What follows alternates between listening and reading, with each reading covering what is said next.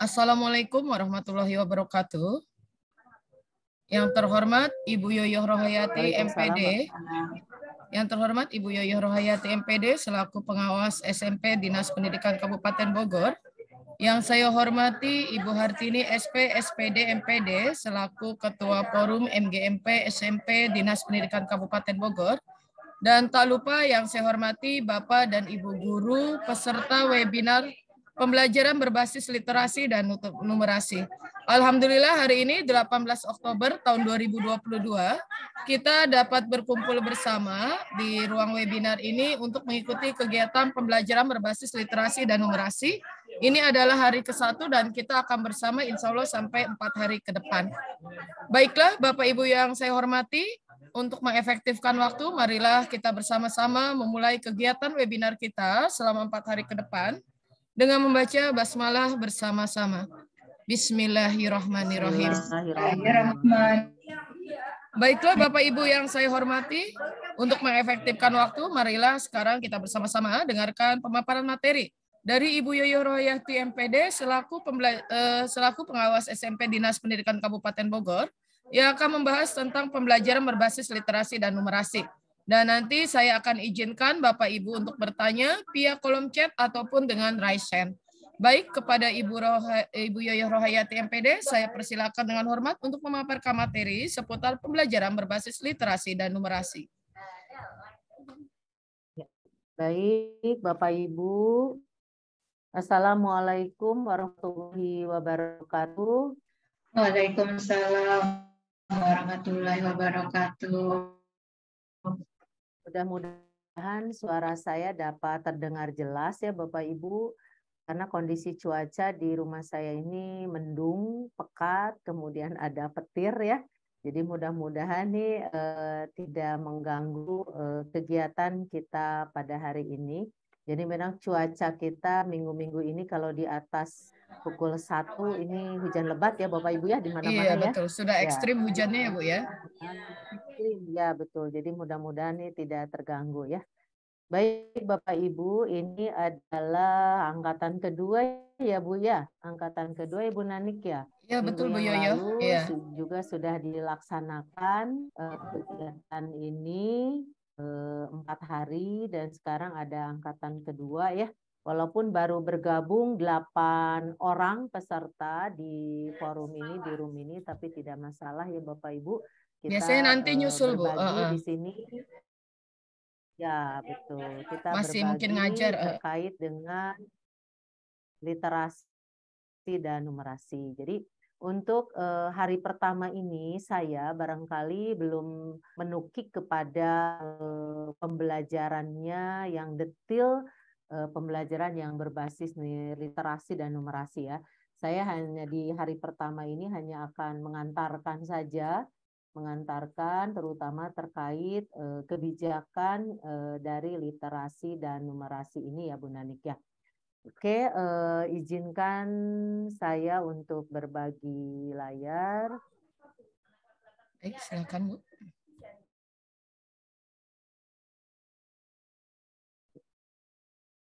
Tadi sudah tapi kemana ya nih nggak keluar.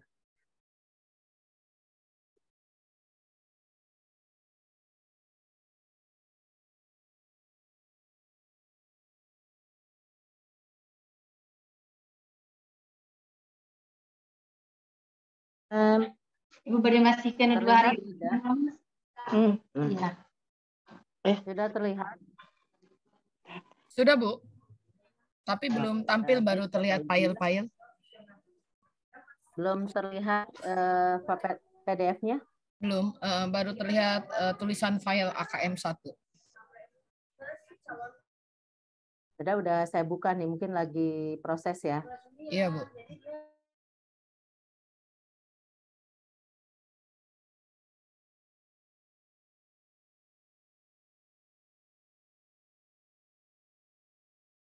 Masih belum Bu? Belum Bu Yoyoh.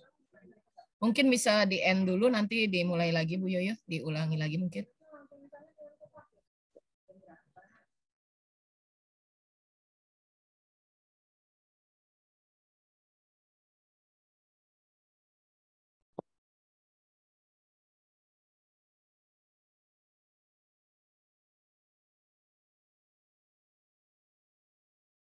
Sudah? Oke, sudah Bu sekarang. Bapak Ibu ya, terkait dengan literasi dan numerasi, ini barangkali dua istilah yang memang termasuk sedang tren ya, bukan sedang tren, artinya sering kita dengar akhir-akhir ini, terutama terkait dengan pelaksanaan asesmen nasional yang baru saja kita laksanakan ya di Indonesia, yaitu kalau tidak salah tanggal 19 September ya kemarin untuk tingkat SMP ya. Jadi mulai tanggal 19 seluruh sekolah melaksanakan, terutama di jenjang SMP, melaksanakan sebuah hajat nasional ya yang dinamakan dengan asesmen nasional. Dan di dalam asesmen nasional ini terkait yang namanya AKM ya Bapak Ibu, atau asesmen minimum ya. Nah, apa itu asesmen nasional? Asesmen nasional ini adalah suatu program evaluasi dalam sistem pendidikan Indonesia, terutama pada jenjang pendidikan dasar dan menengah yang meliputi sekolah, madrasah, juga program pendidikan kesetaraan. Jadi asesmen nasional ini dilaksanakan oleh pemerintah mulai tahun 2021 ya, 2021, menghapus sebuah sistem evaluasi nasional yang dinamakan ujian nasional ya. Nah, asesmen ini dilaksanakan untuk apa? Ya, tujuannya adalah untuk memotret ya Bapak Ibu, untuk memotret mutu dari input, proses, dan hasil belajar dari satuan pendidikan. Jadi satuan pendidikan dipotret terkait dengan input, proses, dan hasil belajarnya melalui sebuah program nasional, yaitu yang namanya asesmen nasional. Dari asesmen nasional ini nanti diharapkan pemerintah punya data ya terkait mutu satuan pendidikan di Indonesia, baik di tingkat dasar maupun di tingkat menengah ya. Dan sekaligus dari asesmen nasional ini dapat dilihat bagaimana sistem manajemen satuan pendidikan, pemerintah daerah dan juga pemerintah pusat. Nah, kebijakan asesmen nasional ini dilakukan tentu ada pijakannya ya Bapak Ibu. Yang pertama adalah terkait pijakannya itu ada pada Undang-Undang Sistem Pendidikan Nasional pasal 57 ayat 1 yang menyatakan bahwa evaluasi dilakukan dalam rangka pengendalian mutu pendidikan secara nasional. Kemudian dalam pasal 59 ayat 1 dinyatakan bahwa pemerintah dan pemerintah daerah melakukan evaluasi terhadap pengelola satuan, jalur, jenjang, dan jenis pendidikan. Oleh karena itulah kemudian karena amanah Undang-Undang Sisdiknas ini pemerintah harus melakukan evaluasi ya terkait pendidikan nasional, maka kemudian pemerintah melakukan sebuah sistem evaluasi yang dinamakan ujian nasional begitu ya.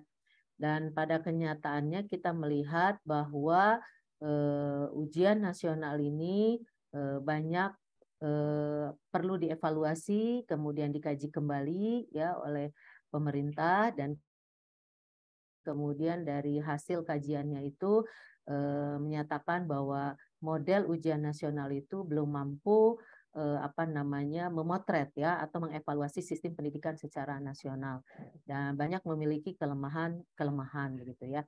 Nah, kemudian ada kajian khusus, kajian akademik tentang ujian nasional ini dengan cara membandingkan juga dengan berbagai ujian-ujian yang dilakukan di berbagai negara lain di dunia yang mirip dengan di Indonesia begitu ya, dan hasil kajiannya itu kemudian merekomendasikan untuk dirubahnya sebuah sistem evaluasi pendidikan baik terhadap sistemnya maupun terhadap hasil belajarnya.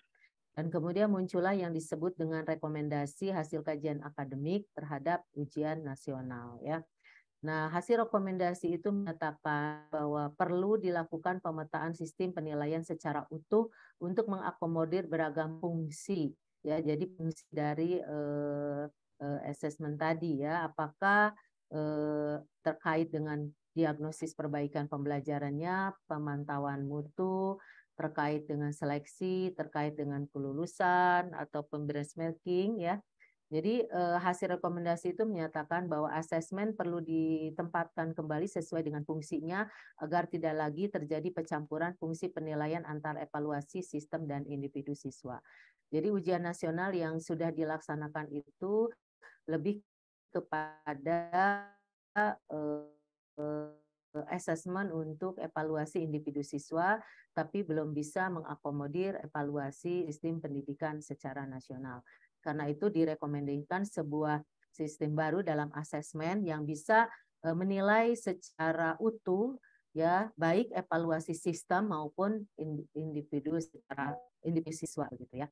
Nah, terkait hal itu kemudian ternyata hasil kajian akademik terhadap UN atau bentuk-bentuk tes-tes terstandar pada proses belajar mengajar itu hasil kajian akademik itu ternyata bahwa tes-tes terstandar seperti model ujian nasional itu ternyata memiliki dampak-dampak yang kelihatannya seperti dampak yang kurang baik ya. Seperti bahwa tes standar seperti itu di beberapa negara yang juga melaksanakan itu terjadi penyempitan kurikulum ya. Artinya gimana? Ketika ada tes-tes terstandar seperti model UN, sehingga kemudian kurikulum itu lebih fokus kepada upaya-upaya ujian di drill hanya pada materi-materi yang terkait dengan soal-soal yang muncul di ujian nasional, sehingga kurikulum menjadi terlihat menjadi lebih sempit, fokus pada materi-materi tersebut. Padahal pesan kurikulum tentu saja sangat banyak ya. Kemudian juga terjadinya diskusi metode mengajar ya. Metode mengajar yang sangat dianjurkan tentu saja ada metode mengajar, strategi mengajar yang memberikan pengalaman belajar yang bermakna buat siswa ya, terutama terkait dengan tingkatan kompetensi siswa untuk berpikir tingkat tinggi atau higher order thinking skill ya. Nah, kaitannya dengan adanya tes-tes standar, kemudian guru-guru lebih fokus untuk menggunakan strategi mengajar atau metode mengajar yang lebih kepada untuk pencapaian hasil tujuan belajar seperti drill gitu ya, atau berupa penugasan soal-soal. Nah, yang lebih ini lagi ya, lebih mengenaskan lagi, tes-tes terstandar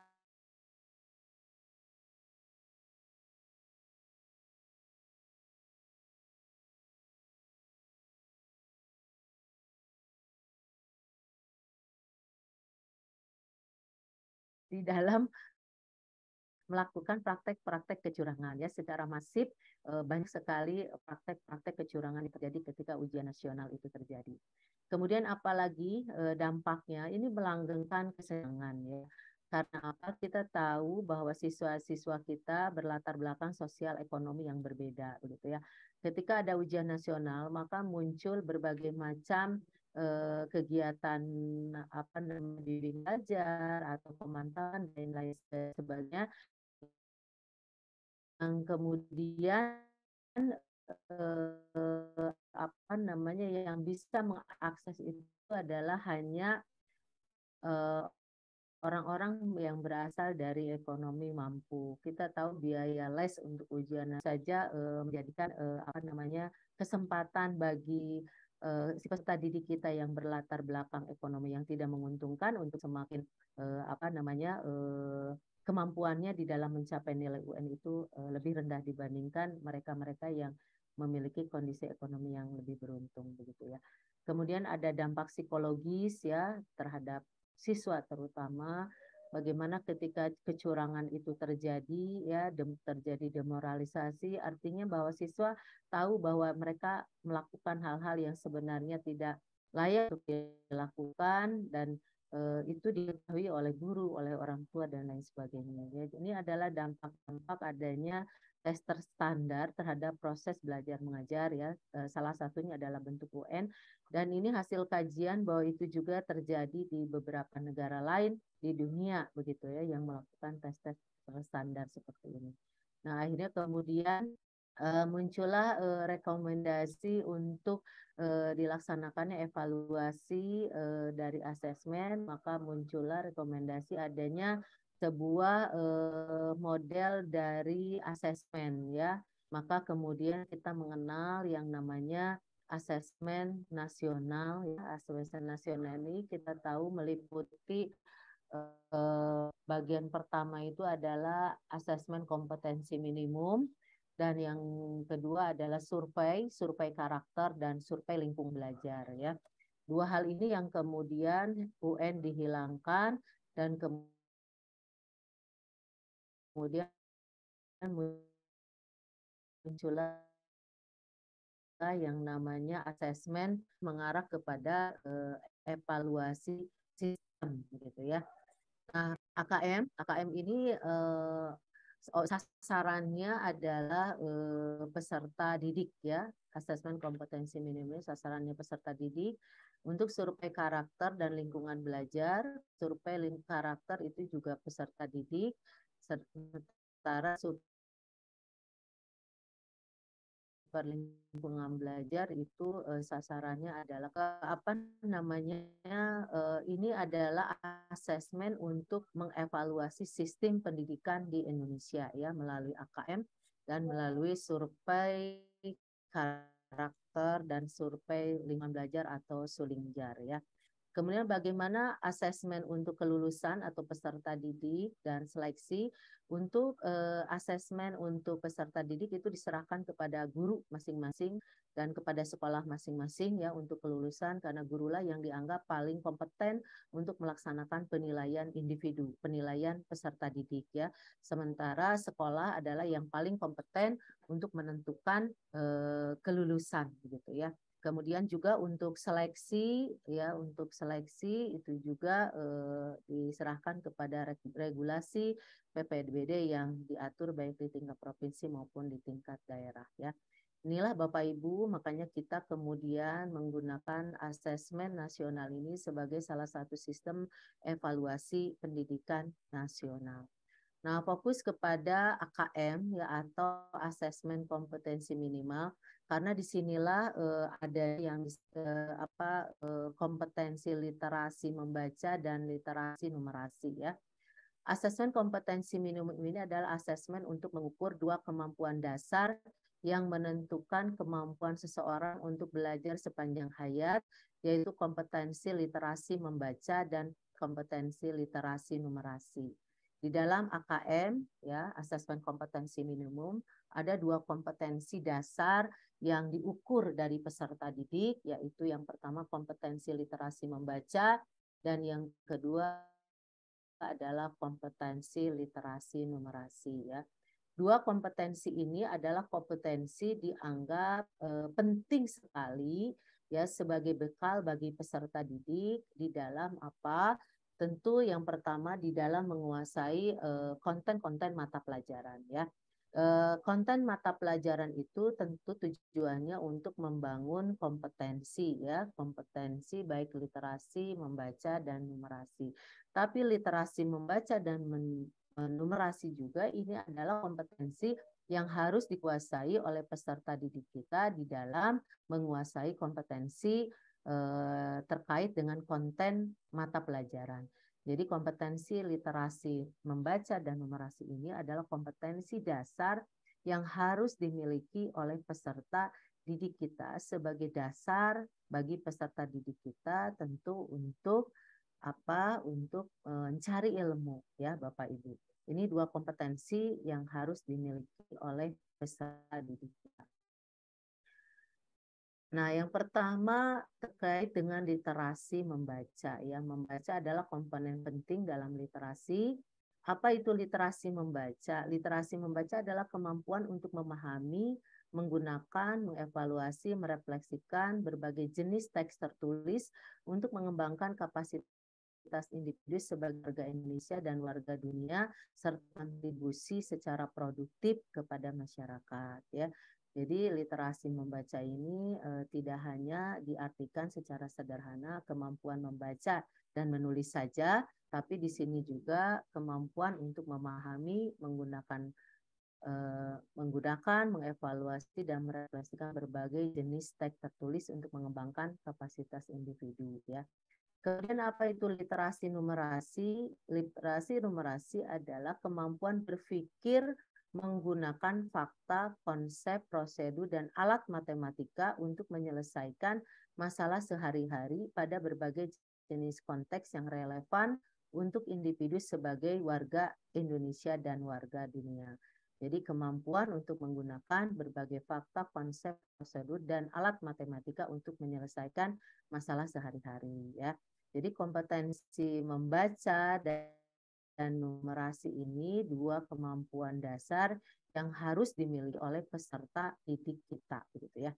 Nah, terkait dengan literasi membaca dan numerasi, kita melihat ya kalau kita membaca, melihat soal-soal yang ada yang diujikan di dalam asesmen kompetensi minimum, ya kita bisa melihat komponen-komponen AKM ya Bapak Ibu. Pertama, literasi membaca. Di dalam literasi membaca, kita lihat kontennya itu ya dalam soal-soal literasi numerasi. Pertama, konten ada yang berupa teks informasi dan yang kedua berupa teks fiksi. Ini yang orang bahasa Indonesia pasti atau kita pun sudah tidak asing dengan istilah ini ya. Teks informasi itu berisi teks-teks yang faktual, yang nyata, yang memang ada. Sementara teks fiksi ini tidak ya, bisa berupa cerita atau dongeng ya, yang sifatnya fiksi, gitu ya, tidak nyata, gitu ya. Kemudian kalau literasi numerasi kontennya itu berupa bilangan, ya, pengukuran dan geometri, kemudian aljabar, data dan ketidakpastian. Ya, ini konten-konten dalam literasi numerasi. Ya, dalam soal-soal AKM, ya, nah, untuk literasi membacanya seringkali kita dihadapkan pada teksnya panjang, ada yang berupa naratif, deskriptif, kemudian ada juga yang berupa tabel, ya, berupa gambar, ya. Itu adalah kontennya, Bapak Ibu. Kalau numerasi biasanya ada yang terkait dengan bilangan, ada yang terkait dengan pengukuran, terkait dengan aljabar, terkait dengan data dan geometri. Itu konten-konten yang ada di dalam soal-soal AKM, ya. Kemudian kalau kita melihat proses kognitif, ketika ada soal tentu kita akan melihat proses kognitif yang ada ya di dalam soal tersebut ya. Untuk literasi membaca itu mulai dari level yang terendah yang hanya menemukan informasi, kemudian level berikutnya menginterpretasi, dan yang ketiga adalah evaluasi ya, menemukan informasi, interpretasi dan integrasi, kemudian evaluasi dan refleksi. Ini adalah proses-proses kognitif yang biasa kita bisa lihat di dalam soal-soal KKM. Apakah soal literasi membaca itu peserta didik nanti berupa peserta didik harus menginterpretasi dan mengintegrasikan informasi, atau peserta didik diminta untuk mengevaluasi dan merefleksi. Nanti itu tergambar tentu saja bisa kita lihat dari pertanyaan-pertanyaan yang muncul. Dari pertanyaan yang muncul itu kita bisa melihat proses kognitif pada level apa yang dilakukan oleh peserta didik kita ketika menjawab soal-soal AKM ya. Kemudian kalau di literasi numerasi untuk levelnya itu ada level yang terendah hanya memahami atau pemahaman, kemudian level berikutnya adalah penerapan, dan ada level yang tertinggi itu adalah penalaran. Itu proses-proses kognitif yang akan terlihat ya ketika kita melihat sebuah soal-soal dari soal-soal AKM ya. Kemudian konteksnya, konteks dari konten itu nanti ada konteks yang terkait dengan pribadi atau personal, kemudian ada yang terkait dengan konteks sosial budaya, dan ada yang terkait dengan konteks saintifik. Demikian juga dengan literasi numerasi ya. Untuk membedakan mana personal, mana sosial budaya dan saintifik, Bapak Ibu bisa melihat modul. Ada modul untuk literasi dan modul untuk numerasi. Secara jelas nanti satu persatu ini semua akan ada contohnya, ya, seperti apa itu konten yang teks informasi, seperti apa konten teks fiksi, konten bilangan, ya. Kemudian juga proses kognitifnya, yang menemukan informasi yang seperti apa, yang interpretasi seperti apa, yang evaluasi seperti apa. Itu semua bisa kita lihat di dalam modul-modul literasi dan numerasi, atau mungkin nanti besok oleh tim, oleh narasumber yang lain akan secara detail ya dijabarkan satu persatu atau akan diberikan contoh ya. Kemudian bentuk soal di dalam AKM itu adalah ada pilihan ganda. Bapak Ibu kemarin yang melihat bagaimana siswa-siswa kita mengisi soal-soal AKM, barangkali ada yang melihat ada soal pilihan ganda, ada pilihan ganda kompleks, ada menjodohkan, ada isian atau jawaban singkat, dan ada uraian. Itu jadi model-model bentuk-bentuk soal, maaf bukan model, bentuk soal dari soal-soal AKM ya. Catatan nih bahwa dalam soal AKM ya, dalam stimulus itu selalu ada teks ya, ada teks informasi atau teks fiksi, kemudian biasa juga dilengkapi dengan gambar, ilustrasi ya, tabel dan lain sebagainya. Itu ciri khas dari soal-soal AKM, dan tujuan dari stimulus teks AKM ini adalah sebagai sarana untuk menilai kompetensi peserta didik, dan sekaligus dari teks-teks tersebut peserta didik kita akan terinspirasi atau juga akan mendapat informasi-informasi yang baru ya. Jadi teks-teks itu sangat bermanfaat ya, sangat bermanfaat karena apa? Untuk menilai kompetensi peserta didik kita, dan sekaligus juga memberikan informasi-informasi baru yang mudah-mudahan bisa menginspirasi ya. Kemudian soal-soal yang diberikan itu umumnya soal diberikan dalam konteks dunia nyata yang membawa murid pada tahap berpikir ya, sampai kemudian solusi ya, murid bisa memikirkan solusi, memilih solusi yang lebih aplikatif ya.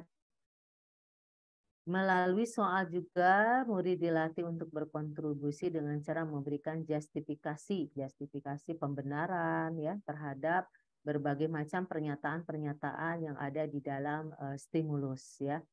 Kemudian juga melatih kemampuan bernalar ya dengan konsep matematika yang sudah diajarkan sehingga mampu menyelesaikan masalah dalam kehidupan sehari-hari ya, karena literasi numerasi itu memang tujuannya ke arah sana ya Bapak Ibu. Nah, terkait kemudian kita melihat bagaimana nanti kaitannya hasil asesmen kompetisi minimum ini terkait dengan pembelajaran ya. Kita ingin melihat pelaporan hasil AKM ya. Pelaporan hasil AKM atau hasil asesmen nasional itu dilaporkan oleh pemerintah dalam bentuk aplikasi yang namanya rapor pendidikan ya. Ketika tahun 2021 dilaksanakan asesmen nasional, kemudian di tahun 2002 ada yang namanya raport pendidikan. Pemerintah meluncing Merdeka Belajar ke-19 yang disebut dengan rapor pendidikan. Rapor pendidikan ini tentu datanya tidak hanya berasal dari asesmen nasional. Ya, tapi kegiatan asesmen nasional itu laporannya dapat kita lihat di dalam rapor pendidikan. Walaupun rapor pendidikan ini sumber datanya bukan hanya dari asesmen. Di rapor pendidikan bisa kita lihat ya, bisa kita akses.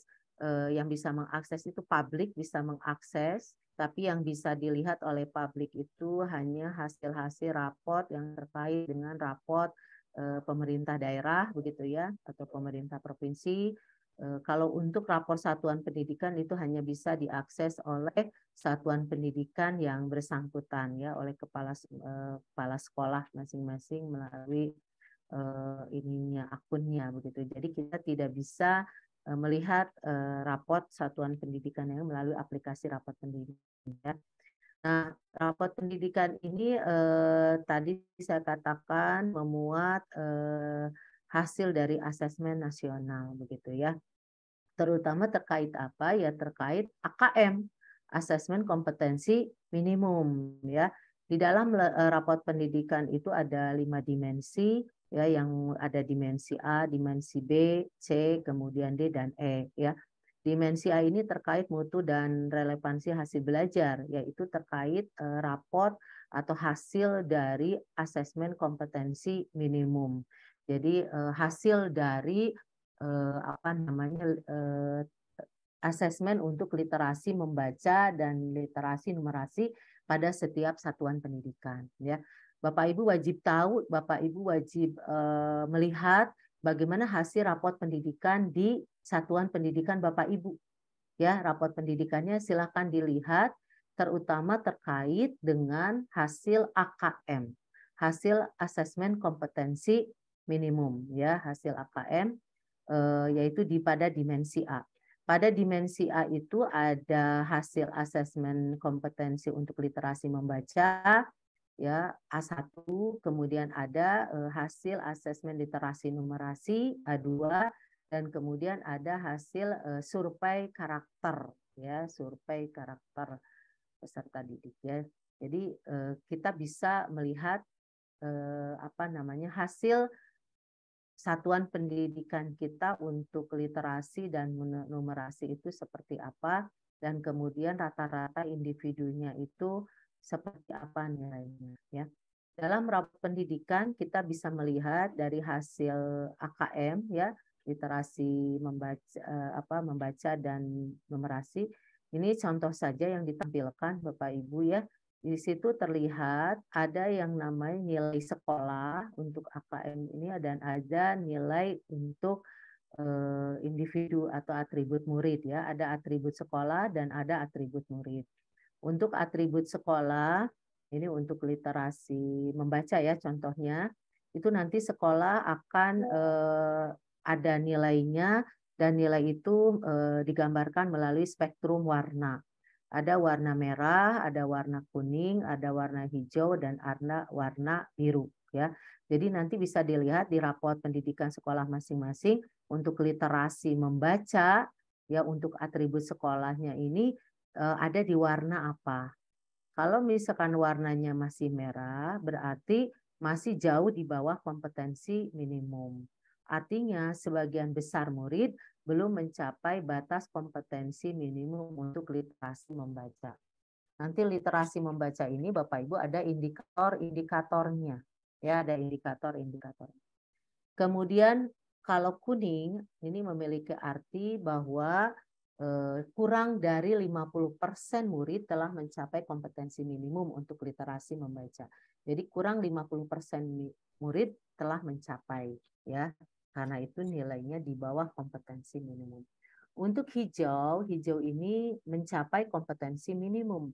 Artinya apa? Sebagian besar murid telah mencapai batas kompetensi minimum untuk literasi membaca, namun perlu upaya mendorong lebih banyak murid menjadi mahir. Dan kalau warnanya sudah biru, artinya sekolah Bapak Ibu muridnya itu sudah menunjukkan tingkat literasi membaca yang cakap, dan cukup banyak murid berada pada level mahir ya. Ini atribut sekolah. Jadi Bapak Ibu nanti bisa lihat, tolong dilihat apakah diinformasikan oleh sekolahnya atau tidak kepada Bapak Ibu, tapi Bapak Ibu wajib tahu bagaimana kompetensi literasi membaca dan numerasi murid-murid Bapak Ibu. Walaupun data ini kan sifatnya sampel ya, sampel dari tidak semua siswa, tidak semua siswa, tapi ini sudah digeneralisasi menjadi atribut sekolah gitu ya. Kemudian terkait atribut muridnya, ini muridnya ini atributnya ini ada 4 juga sama, mulai dari yang terendah perlu intervensi khusus, kemudian dasar, cakap, dan mahir. Kalau perlu intervensi khusus, artinya peserta didik belum mampu menemukan dan mengambil informasi eksplisit yang ada dalam teks maupun membuat interpretasi sederhana. Tadi di dalam literasi membaca itu kan ada 3 kemampuan ya, 3 kemampuan mulai dari hanya mengumpulkan informasi, ada yang sudah bisa menginterpretasi dan mengintegrasi, kemudian sampai pada bisa mengevaluasi begitu ya. Jadi nanti murid itu ada pada mana, atribut mana, apakah dia sudah mahir, apakah sudah cakap, apakah sudah dasar, atau perlu intervensi khusus ya. Nah, ini menjadi bekal bagi kita untuk melihat sejauh mana kemampuan literasi membaca dan numerasi peserta didik kita. Ini topik kita kan kaitannya pembelajaran berbasis literasi dan numerasi. Nah, tentu kita harus punya data bagaimana kemampuan literasi membaca dan literasi numerasi peserta didik kita di satuan pendidikan kita. Nah, kalau kita tidak memiliki informasi ini, bagaimana kita akan menyusun sebuah strategi pembelajaran yang berbasis literasi dan numerasi. Makanya sekali lagi saya ingatkan Bapak Ibu, kalau Bapak Ibu ini menerapkan pembelajaran yang berbasis literasi dan numerasi, maka Bapak Ibu harus memiliki data, memiliki informasi bagaimana kemampuan literasi membaca dan literasi numerasi peserta didik di satuan pendidikan kita. Itu ya Bapak Ibu ya.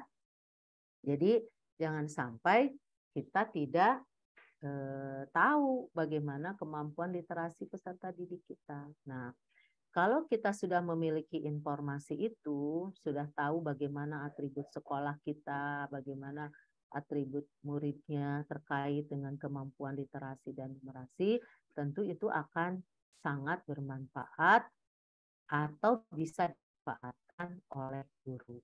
Ya. Pertama tentu kita akan memetakan kemampuan literasi dan numerasi ya, literasi dan numerasi dari peserta didik kita.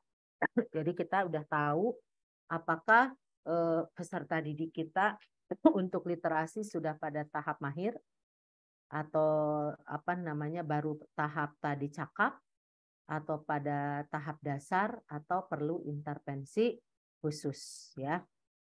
Kita sudah bisa memetakan. Nah, kalau bisa memetakan, baru kita mulai nanti menyusun strategi-strategi pembelajaran yang efektif, yang berkualitas ya, yang tentu saja akan berpengaruh terhadap peningkatan penguasaan konten-konten mata pelajaran dan justru juga akan berharap strategi yang kita lakukan juga akan meningkatkan kompetensi literasi membaca dan literasi numerasi peserta didik kita ya.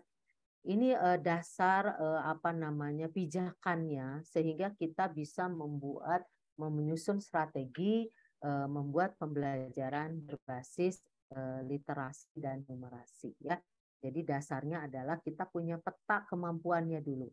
Peta kemampuan peserta didik kita yang bisa kita lihat petanya itu di dalam rapor pendidikan ya.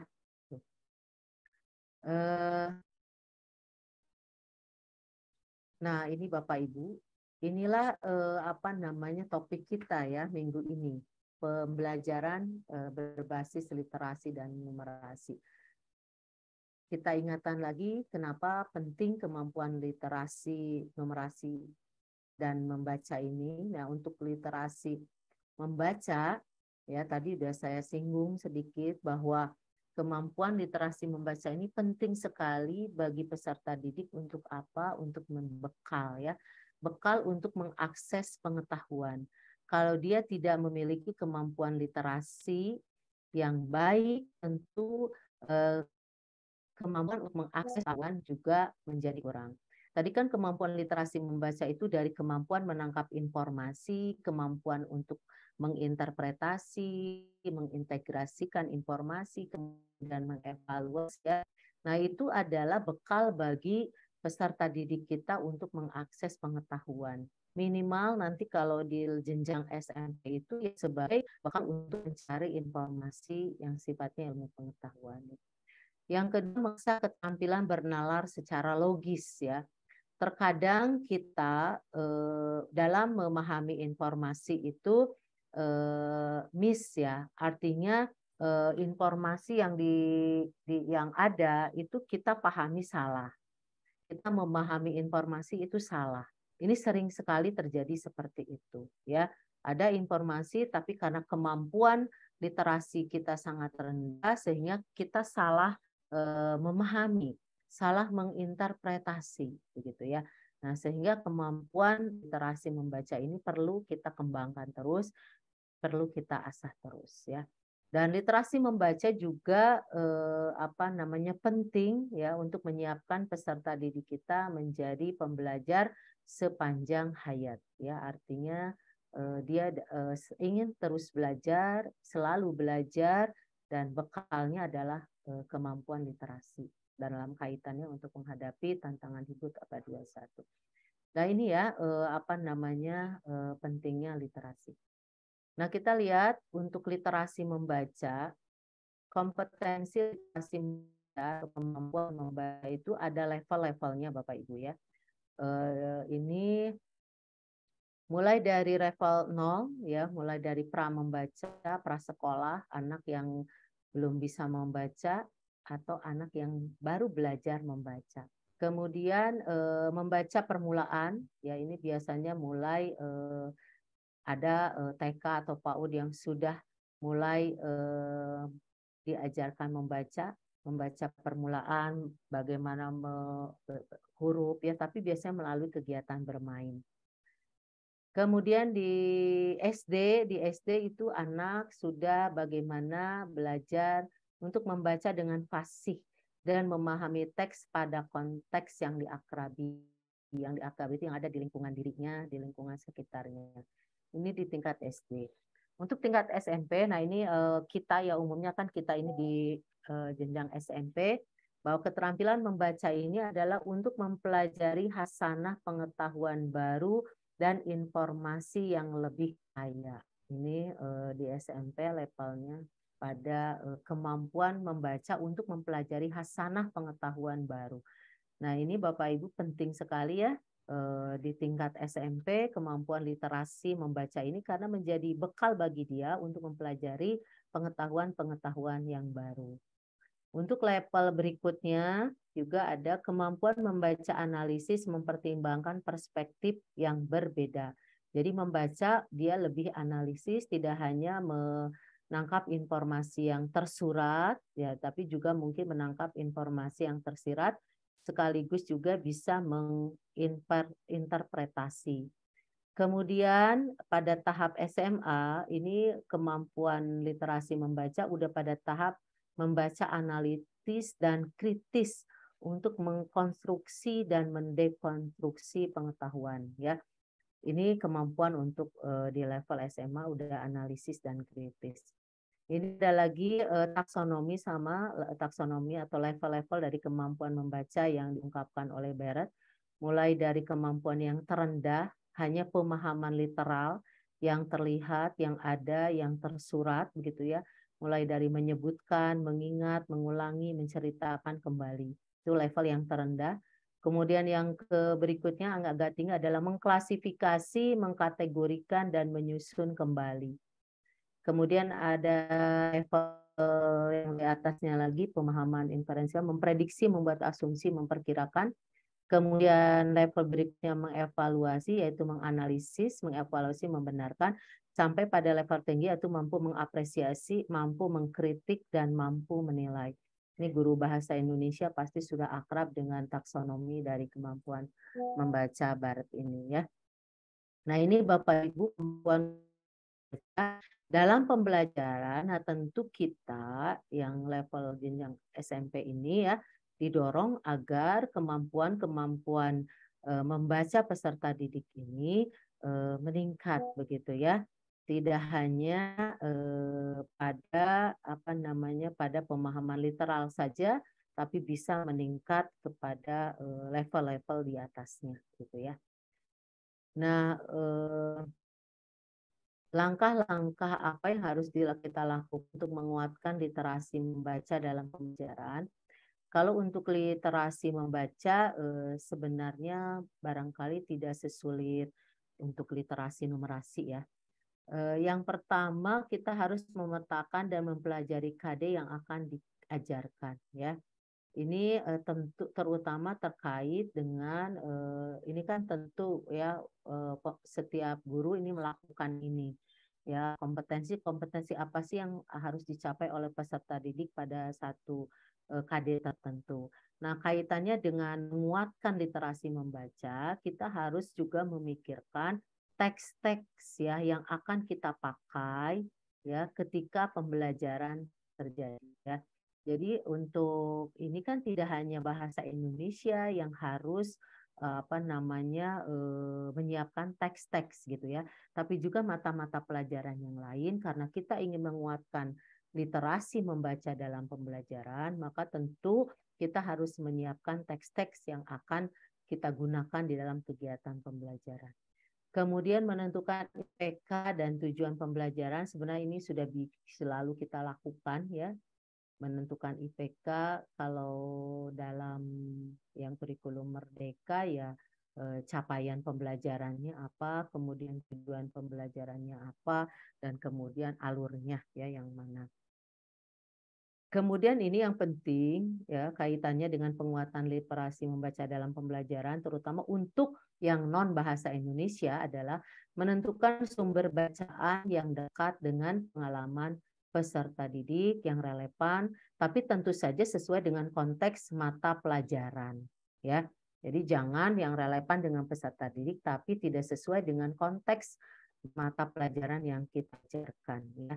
Kemudian merancang pembelajaran dan mengelola kelas ya. Nah, ini terutama strategi kita di dalam mengelompokkan peserta didik ya. Sesuai dengan kemampuan literasinya. Kemudian apa saja strategi literasi yang relevan pada kegiatan pembuka, inti dan penutup ya. Kemudian yang berikutnya adalah menyusun asesmen, refleksi dan umpan balik. Secara detail Bapak Ibu ya, penguatan literasi membaca dalam pembelajaran terutama yang non bahasa Indonesia itu bisa kita pelajari di dalam modul ya Bapak Ibu. Atau barangkali besok narasumber juga ada yang membahas secara detail.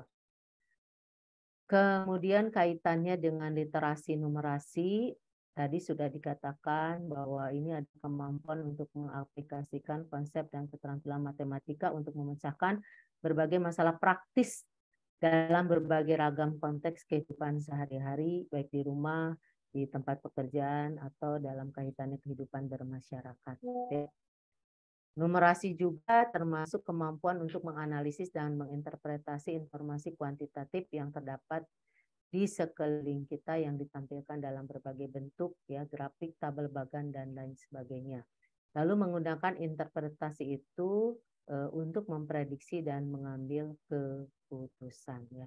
Ini numerasi. Tadi kontennya sudah tahu, ada bilangan, ada aljabar, ada data ya, kemudian ada geometri ya, itu kontennya. Nah, apakah kita jadi mengajarkan matematika di dalam pelajaran yang non matematik begitu ya? Bukan seperti itu ya Bapak Ibu. Tapi artinya numerasi pada pada mata pelajaran lain ini dilakukan melalui apa? Yang pertama mengidentifikasi aspek atau unsur numerasi yang dapat dilakukan penguatan dalam mata pelajaran lain selain matematika. Jadi tentu tidak semua ya, tidak semua KD atau tidak semua materi yang ada pada mata pelajaran lain itu ada kaitannya atau memiliki unsur numerasi ya. Jadi kita harus mengidentifikasi misalkan mapel IPS ya, mapel IPS kita identifikasi dari materi-materi yang ada yang harus dibelajarkan kepada anak materi-materi mana saja yang memiliki unsur numerasi gitu ya. Tentu tidak semua. Ada yang memang materi itu tidak memiliki unsur numerasi. Tidak hanya IPS tapi juga mata-mata pelajaran yang lain ya. IPA, kalau IPA mungkin banyak, PJOK, seni budaya ya. Jadi kita harus mengidentifikasi aspek atau unsur numerasi yang dapat dikuatkan pada mata pelajaran itu pada materi yang mana. Yang kedua adalah melalui merancang pengalaman dan peluang belajar yang mendukung penerapan pengetahuan dan keterampilan matematika umum peserta didik dalam mata pelajaran ya selain matematika. Jadi kita memberikan pengalaman belajar dan peluang bagi peserta didik kita untuk ikut menerapkan pengetahuan dan keterampilan yang sudah diperoleh melalui pelajaran matematika. Ya, misalkan misalkan dalam pengurangan, penjumlahan, pembagian ya, mereka sudah punya itu di matematik. Ketika di IPS misalkan ketika materi menghitung skala ya jarak sebenarnya, nah ini kan dibutuhkan penerapan dari pengetahuan dan keterampilan matematika terkait dengan penjumlahan ya, pembagian begitu ya. Nah, itu kita kuatkan ya, kita kuatkan dalam pelajaran IPS ya tentang misalkan peta gitu ya. Kemudian melalui apa lagi numerasi pada mata pelajaran itu yaitu dengan menggunakan istilah dan terminologi matematika dengan tepat di mata pelajaran non matematika. Jadi kalau ada istilah atau terminologi yang memang itu adalah terminologi matematika, maka itu kita ikut gunakan ya. Istilah tersebut ya. Contoh-contohnya sebenarnya ada banyak Bapak Ibu di modul ya, modul numerasi untuk non matematika ya. Di dalam IPA kita bisa menerapkan aspek numerasi ketika dalam kaitannya dengan pengukuran, menafsirkan data, mengidentifikasi pola di alam dan perilaku juga menggunakan rumus. Dalam IPA banyak rumus-rumus atau perhitungan-perhitungan, misalkan di fisika ya jelas sekali banyak tuh di fisika penghitungan-penghitungan itu bisa digunakan. Dalam PJOK juga ternyata ada contohnya ya. Di sini menganalisis data dan statistik terkait masalah kesehatan, masalah gizi, ya, berat badan yang ideal, gitu ya, atau namanya misalkan kalau kaitannya dengan pendidikan jasmaninya, bagaimana mengukur lapangan dan lain sebagainya, itu aspek numerasi. Dalam seni bisa juga dilakukan ketika mendesain produk menggunakan pengurutan dan pola. Kemudian menggunakan pengukuran yang akurat dalam kaitannya dengan bentuk, ukuran, dimensi dan perspektif ya. Ini seni, mengumpulkan, menafsirkan dan menganalisis data dalam kaitannya dengan pemirsa. Ya. Ini contoh numerasi dalam seni. Juga dalam mapel-mapel yang lain ya. Bahasa asing itu adanya di SMA. Kalau bahasa Indonesia juga numerasi dibutuhkan ketika misalkan dalam teks itu ada tabel, ada grafik ya. Itu bisa dalam IPS juga ada banyak aspek-aspek numerasi yang bisa kita gunakan ya, kita lakukan, kita kuatkan ya. Jadi intinya penguatan aspek literasi membaca dan literasi numerasi ini harus kita kuatkan di dalam pembelajaran ya. Bagaimana langkah pengembangan aktivitas penguatan numerasi dalam pembelajaran non matematik? Kalau dalam matematik kan udah jelas ya. Kalau dalam non matematik mulai dari menentukan tadi tuntutan numerasi untuk KD. Apakah KD itu ada tuntutan numerasinya atau tidak ya? Baik di IPS ya, di IPA, bahasa Inggris, apakah ada tuntutan numerasi pada KD tersebut ya? Kemudian memilih KD untuk dilakukan penguatan numerasi, ya, karena memang tidak semua KD bisa dikuat, ada aspek numerasinya. Kemudian menentukan aktivitas numerasi yang dapat disematkan di dalam pembelajaran. Kemudian menetapkan alat atau tools matematika dan istilah atau terminologi matematika yang digunakan dalam aktivitas. Inilah pengembangan aktivitas penguatan numerasi dalam pembelajaran matematika, ya. Ini pesan awal Bapak Ibu, pesan awal bahwa kita harus menguatkan literasi membaca dan literasi numerasi di dalam pembelajaran semua mapel, tidak hanya mapel bahasa Indonesia dan matematika, tapi semua mapel, ya, dikuatkan kemampuan literasi dan numerasinya.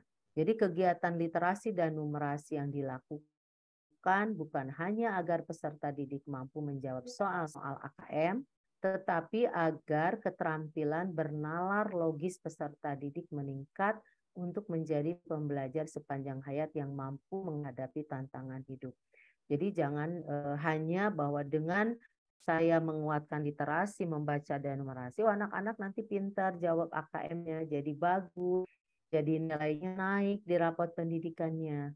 Ya, bukan itu Bapak Ibu, tapi lebih kepada bahwa tadi literasi dan numerasi ini ya menjadi bekal bagi peserta didik, ya, di dalam mencari ilmu pengetahuan, juga mengasah keterampilan bernalar logis, ya, yang dibutuhkan bagi mereka sebagai bekal untuk apa? Untuk menghadapi tantangan hidup di abad 21.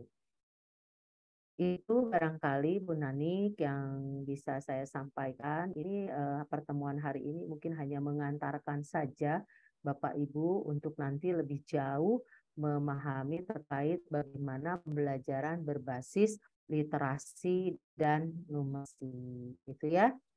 Mangga saya kembalikan ke Bu Nanik. Baik, terima kasih kepada Ibu Yoyo Rohayati MPD atas saran atas pemaparan materinya seputar pembelajaran berbasis literasi dan numerasi, dalam hal ini seputar AKM. Kepada Bapak Ibu yang mau bertanya, saya persilakan mengirimkan pertanyaan, bisa dengan raise hand ataupun melalui via kolom chat. Kepada Bapak Ibu yang mau bertanya, saya persilakan untuk bertanya.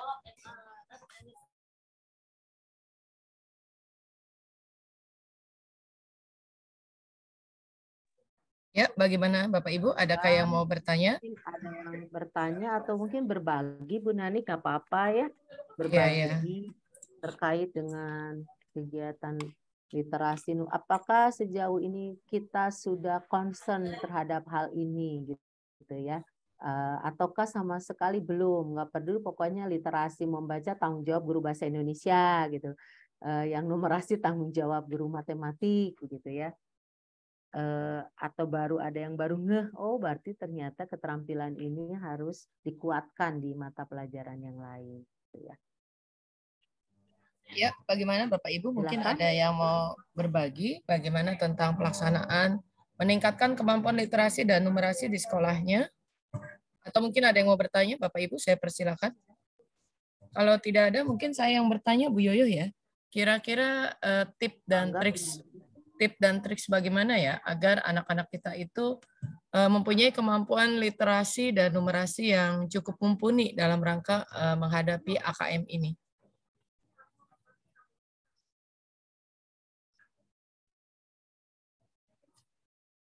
Suaranya terputus-putus, Bu Nani.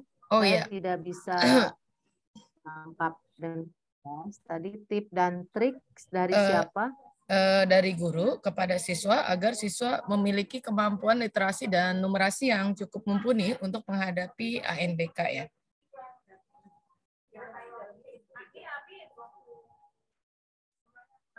Ya, baik, terkait dengan tip dan triks ya, guru agar siswa memiliki kemampuan yang baik di dalam menjawab soal-soal di dalam AKM ya, asesmen kompetensi.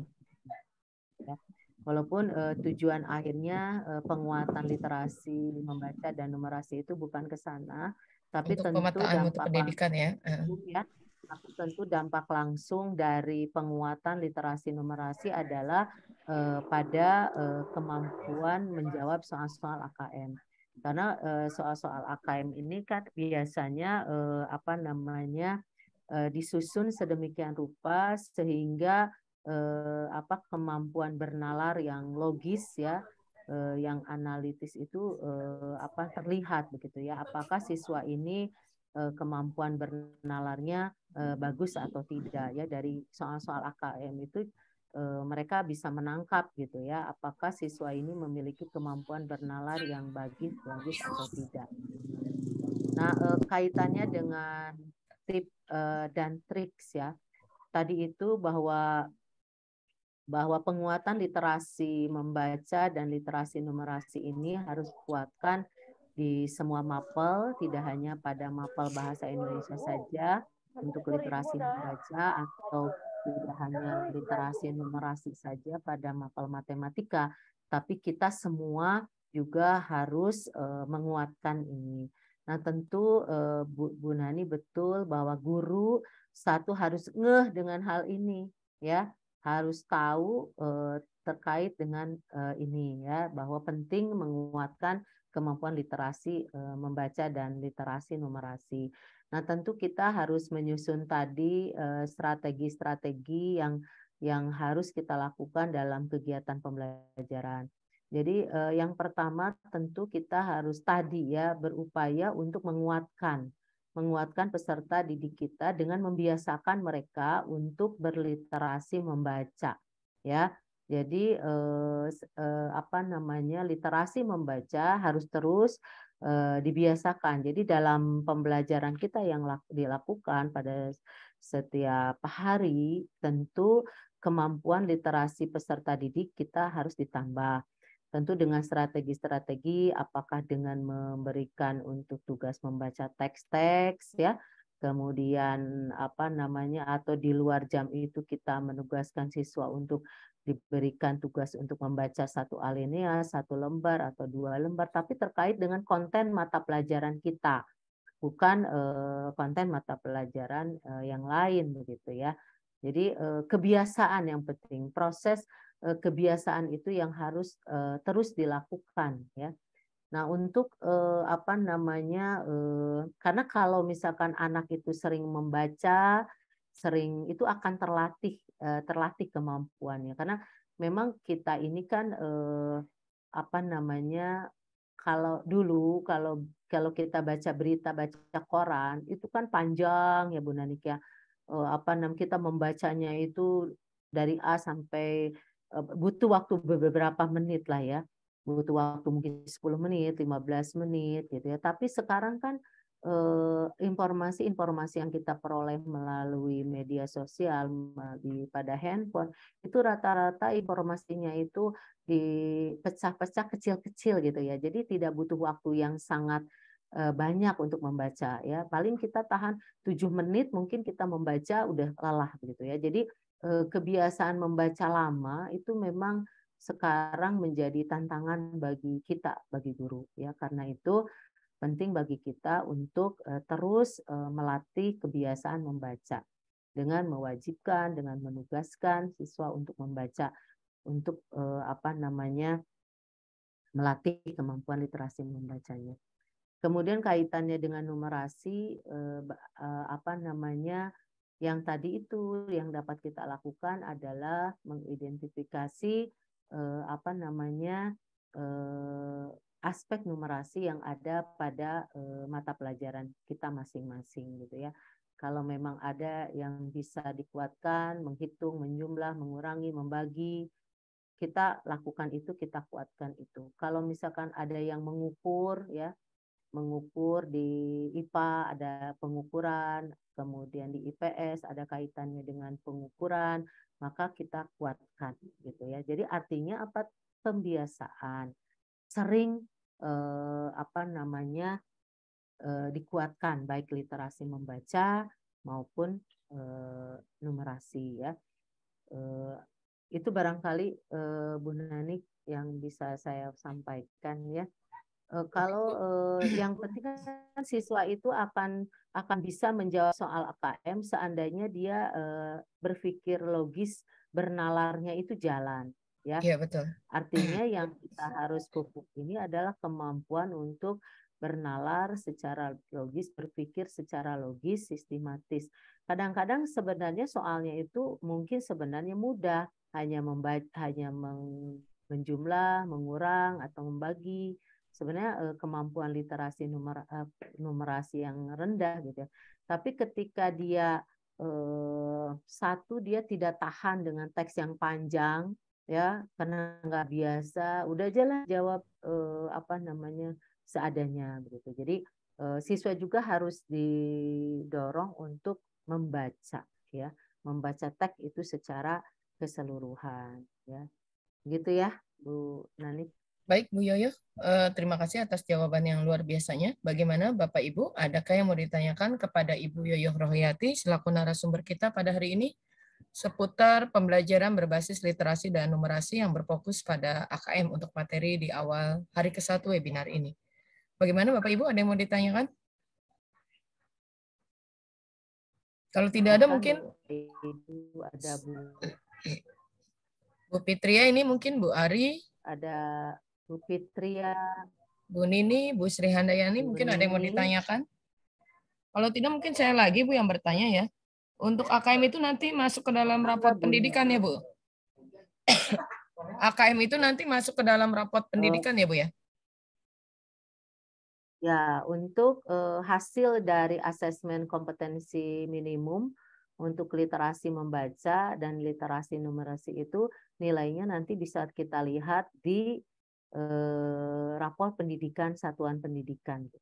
Rapor pendidikan ada. Bu Nanik udah pernah lihat? Udah Bu. Nah itu kira-kira berpengaruh nggak ya Bu, rapor pendidikan satuan pendidikan terhadap nanti akreditasi sekolah? Oke, kalau terkait dengan akreditasi sekolah, itu kan nanti ada Visitasi ya. komponen-komponen yang akan dinilai ya. Nah, pentingnya begini, kalau kan nanti Bapak Ibu bisa melihat nih ya, di raport pendidikan itu nilai AKM-nya untuk literasi membaca dan numerasi itu seperti apa ya. Nah kan sekarang sudah ada raport pendidikan yang hasil dari asesmen atau AKM tahun 2021. Nah itu gambarannya. Nah raport pendidikan ini kemudian diapakan? Apakah disimpan saja begitu ya? Nah tentu raport pendidikan ini kan data Bapak Ibu ya. Datanya itu tidak hanya menyangkut hasil dari asesmen nasional. Kalau yang hasil dari asesmen nasional yang tergambar itu kan nanti kompetensi literasi membaca, kompetensi literasi numerasi, kemudian nanti ada karakter, ada hasil dari survei karakter, survei lingkungan belajar, itu banyak ada 5 dimensi ya Bu Nanik yang bisa tergambar. Nah, itu akan berupa data ya. Itu adalah data yang dimiliki oleh sekolah ya. Berdasarkan sebenarnya tidak hanya data dari hasil asesmen nasional Bu, yang muncul di raport pendidikan juga ada Dapodik ya, terkait dengan jumlah guru ya, terkait dengan data guru, data tenaga kependidikan itu tentu terkait dengan data Dapodik, atau misalkan data terkait dengan pengelolaan sekolah, terkait dengan bagaimana sekolah menggunakan sistem dalam pelaporan dana bos dan lain sebagainya, itu juga digambarkan ya. Nah, itu adalah raport pendidikan, itu adalah data terkait potret sekolah yang ada pada 5 dimensi. Yang pertama itu tadi dimensi terkait dengan mutu dan hasil belajar ya peserta didik, itu pada dimensi A. Kemudian nanti dimensi B kaitannya dengan raport pemerintah daerah. Kemudian yang C itu terkait dengan dimensi kondisi guru ya, kondisi guru, pendidik dan tenaga kependidikannya. Kemudian nanti dimensi D itu terkait dengan kualitas atau mutu pembelajaran ya. Dan E itu terkait dengan manajemen dan pengelolaan sekolah. Nah, itu adalah data yang tentu hasil dari bukan data fiktif, artinya data itu berdasarkan tadi hasil asesmen dan atau data-data yang diambil dari BPS atau dari Dapodik dan lain sebagainya. Nah, data itu tidak akan berarti tentu kalau tidak dimanfaatkan, ya. Nah, terkait dengan akreditasi tadi, ya, tentu rapor pendidikan yang tahun 2021 bisa kita lihat di tahun 2022. Nah, rapor itu dijadikan dasar bagi sekolah untuk melakukan perbaikan tentunya, ya.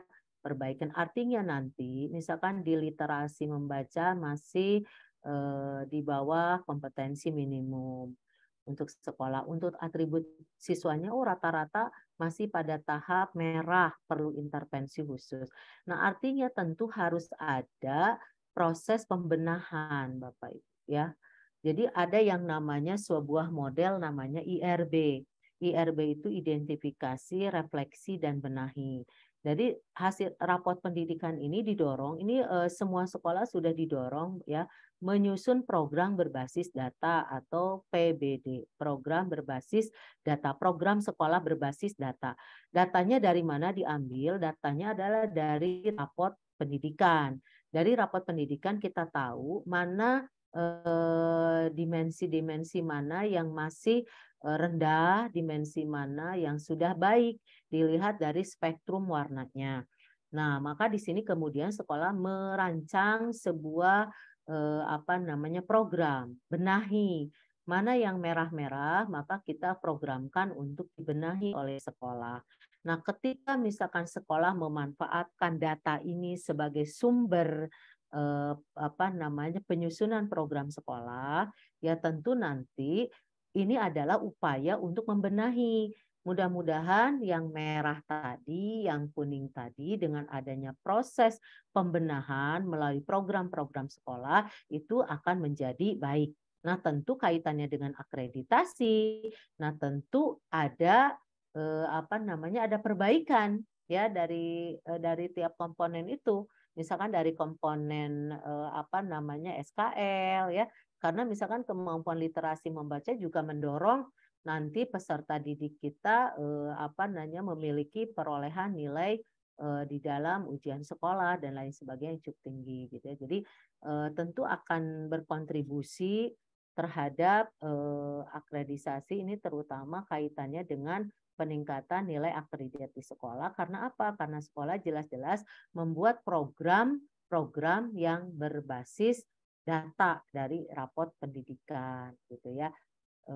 Kemudian juga kan dokumen-dokumen, ya, yang dibuat ketika membuat program, ya, tentu itu akan sangat bermanfaat di dalam melengkapi dokumen-dokumen akreditasi, gitu ya. Jadi mudah-mudahan raport pendidikan ini bisa dimanfaatkan oleh satuan pendidikan untuk menyusun program-program sekolah. Jadi artinya program sekolah itu tidak disusun hayalan, gitu ya, Bu Nanik, ya. Oh, ini jelek, ini harus ditingkatkan. Dari mana dasarnya harus ditingkatkan? Dia tidak punya data, tapi dengan adanya raport pendidikan, oh, ini peningkatan kompetensi guru ini harus dilakukan. Kenapa? Ini karena ternyata nilai dari peningkatan kompetensi guru yang rendah. Guru belum mampu melakukan ini, belum melakukan refleksi dan lain sebagainya. Maka kemudian sekolah penting untuk membuat program untuk peningkatan kompetensi guru. Jadi itu Bu Nani, pemanfaatan data raport pendidikan untuk menyusun program sekolah, dan ini sudah sangat didorong, bahkan sekolah-sekolah juga sudah ikut kegiatan pelatihannya bagaimana menyusun program sekolah berbasis data, khususnya adalah data raport pendidikan.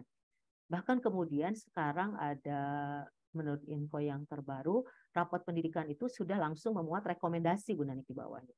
Kalau sebelumnya kita harus menganalisis sendiri mana yang harus kita perbaiki, gitu ya, mana yang sudah bagus, mana yang tidak. Tapi sekarang katanya sudah tercantum juga rekomendasi dari rapot pendidikan itu.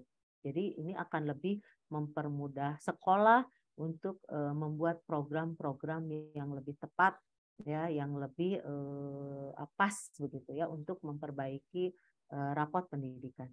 Begitu ya, Bu Nanik. Ya, baik Bu Yoyo, terima kasih atas penjelasannya yang luar biasa. Bagaimana Bapak Ibu, adakah yang mau ditanyakan terhadap Ibu Yoyo Rohayati MPD seputar kemampuan dari literasi dan numerasi, dalam hal ini berfokus kepada AKM. Kepada Bapak Ibu yang mau bertanya, saya persilakan untuk raise hand dan menghidupkan mic-nya dan juga bisa melalui via kolom chat. Bagaimana Bapak Ibu? Adakah yang mau ditanyakan? Jangan sia-siakan kesempatannya. Ini adalah kesempatan yang berharga seputar pembelajaran berbasis literasi dan numerasi. Oh iya Bu, kalau untuk AKM ini kira-kira akan dilaksanakan secara terus-menerus atau nanti tergantung menterinya, kebijakan tentang AKM ini? Ya, sejauh ini ya kalau kaitannya dengan kebijakan kita tidak tahu ya, Bu Nanik ya, apakah nanti pada kalau ganti kalau ganti menteri apakah nanti berubah lagi ya, wallahu alam nih Bu Nanik. Oh iya, belum tahu juga ya kita benar. Mudah-mudahan sih ya artinya kan asesmen nasional ini sudah dilaksanakan 2 kali ya, Iya, betul. 2021 dan sekarang 2022 sudah baru saja kita lakukan. Mudah-mudahan laporannya, rapotnya tidak selama yang 2021.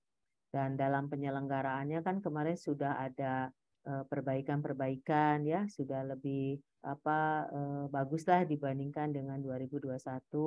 Mudah-mudahan dengan penyelenggaraan yang lebih baik, hasilnya pun nanti akan lebih valid. Karena ada juga kan yang mempertanyakan, nih benar nggak sih hasil asesmen yang 2021 itu di rapot seperti begini, ada kasus misalkan di rapot itu dikatakan bahwa sekolah itu rawan bullying, ya. Ada tuh rawan bullying, rawan hukuman fisik begitu ya. Ada juga kemudian di situ sekolah yang hasilnya itu ternyata gurunya itu pada stres, Bu. Di situ hasil serupainya itu guru merasa marah-marah terus kali ya. stres gitu kan. Ya, nah ini kan apa yang membuat itu kan data. Ada yang mempertanyakan, enggak Bu, di sekolah saya enggak pernah tuh ada hukuman fisik, ada bullying. Tapi jadi meragukan gitu ya datanya ya. Tapi terlepas dari itu, ya ini bisa kita jadikan dasar nih ya. Misalkan di sekolah itu guru-gurunya merasa stres ya, secara psikologis itu tidak nyaman begitu ya. Artinya kan sekolah harus membuat program-program yang bisa membuat gurunya nyaman ya. Atau justru sekolah siswanya yang secara psikologis juga di situ merasa tidak nyaman, ada juga seperti itu ya. Artinya berarti sekolah harus menciptakan situasi kondisi yang ramah anak gitu ya melalui program-programnya. Jadi wallahu alam kalau misalkan apakah ini akan tetap dilaksanakan nanti di 2023 atau kalau di masa pemerintahannya Pak Dadi insya Allah sepertinya tetap dilaksanakan.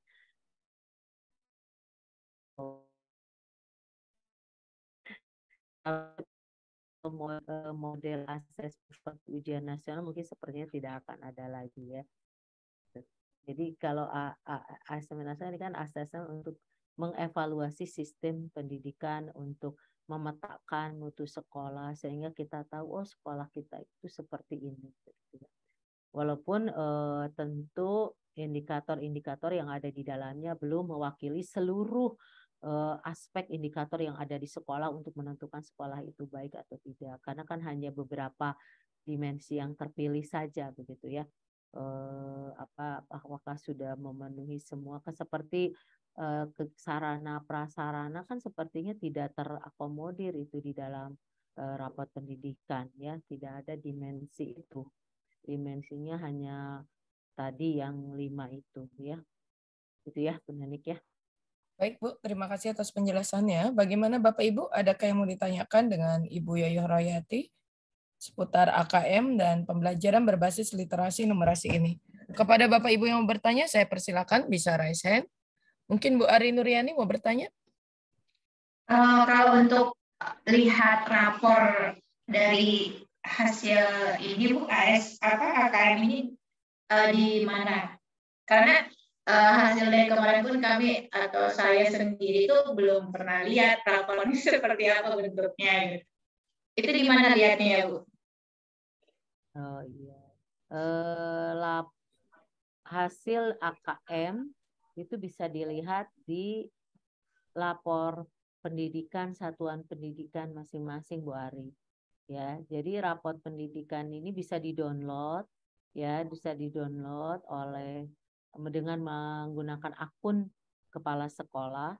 Itu langsung buka aja di situ raport pendidikan, nanti langsung ngebuka, nanti langsung masukkan akun kepala sekolah, nanti langsung bisa di-download ya.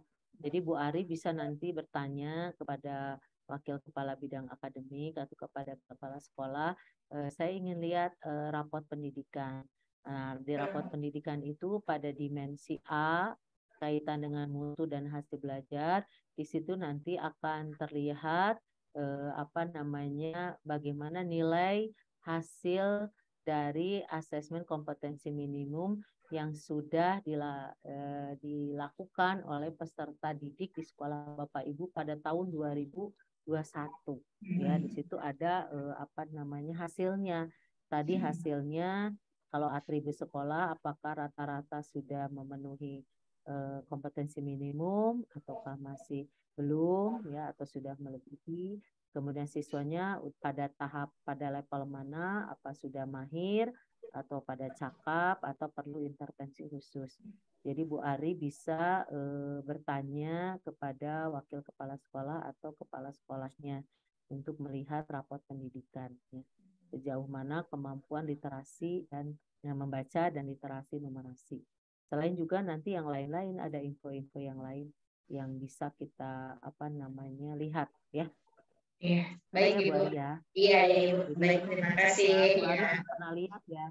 Belum Bu. Harus belum ya. pernah. Iya. Apalagi kita mau menerapkan pembelajaran berbasis literasi dan numerasi. Kita tidak tahu kemampuan siswanya udah mahir atau apa. Kalau nanti kalau udah mahir mungkin akan berbeda strateginya dengan yang masih perlu intervensi khusus. Umumnya di sekolah-sekolah, pengalaman saya ya, di sekolah-sekolah yang besar, yang bagus, sarana prasarana yang memadai, itu rata-rata mereka sudah mencapai kompetensi minimum sekolahnya itu untuk literasi membaca dan numerasi ya. Baik Ibu, terima kasih. Terima kasih kepada Ibu Ari Nuryani atas pertanyaan luar biasanya. Selanjutnya saya persilakan kepada Bapak Ibu yang lain jikalau ingin bertanya seputar AKM dan pembelajaran berbasis literasi dan numerasi kepada Ibu Yoyoh Rohayati MPD.